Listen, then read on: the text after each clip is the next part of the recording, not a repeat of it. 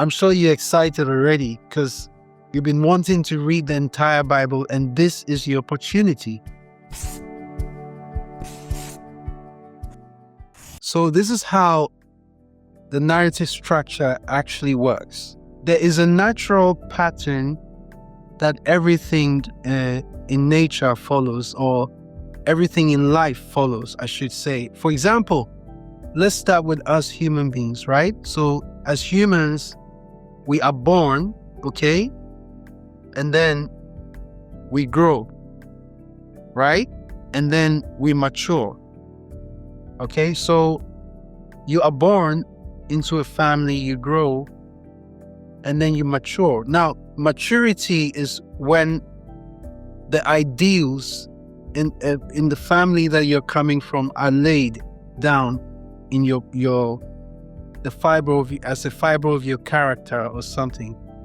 So in other words, your cultures and traditions and the do's and don'ts, you understand, those are the ideals. So that's the point of maturity. And then when you mature, you have to leave home. Okay, so when you leave home, you meet other people from other cultures, right? And then sometimes there's a clash because of the differences in ideals and traditions and training and upbringing. So we call that a struggle. And then when a struggle happens, it follows with a resolution, because the struggle must be resolved.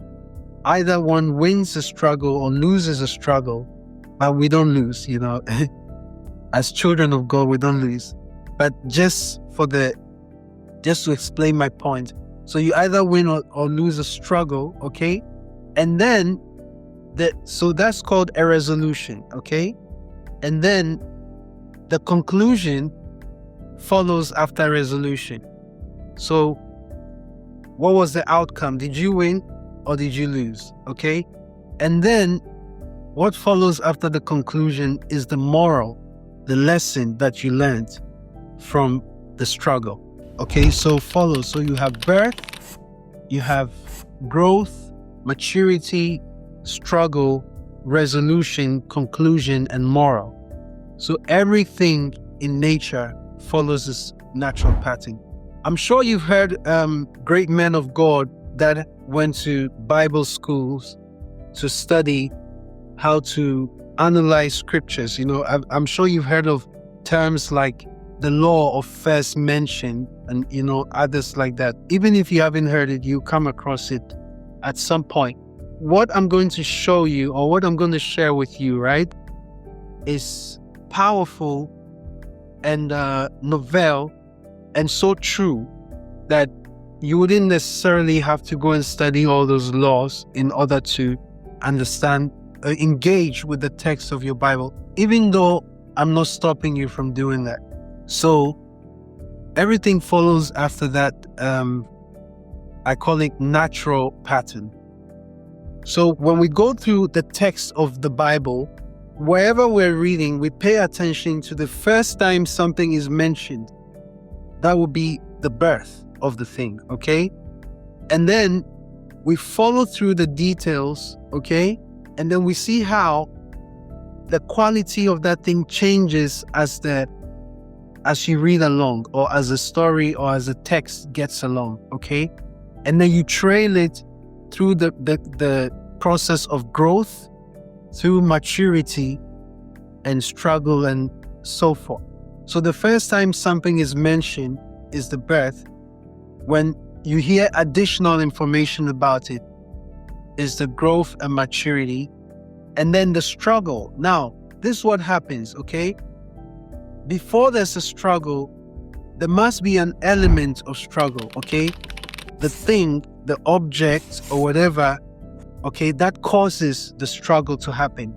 Okay, now, the element of struggle, usually writers, very good writers, use the element of struggle to construct the setting of a story, or to give you information, or to guide you into their narrative structure of the setting that they use for the story. Okay, and then the object of the struggle, right, causes a situation where the character that was born and grew up and matured needs to what? React. So we also use the reaction to the struggle to understand the characters. In other words, the writer or the author, uses the character's response to the struggle to guide you towards his narrative structure of the character. So the way that the character responds to something will reveal their motives, why they did that, and that makes you understand the inner environment of the character, and then also as you get along, you understand the outward environment of the character. Maybe he's a tall person, short, medium, plump, and so forth. So this is how it works. So let me mention that for our examples, we're going to use the 1-year Bible study plan from the Rhapsody of Realities, so that by the end of this, we would have read the entire Bible. I'm sure you're excited already because you've been wanting to read the entire Bible, and this is your opportunity.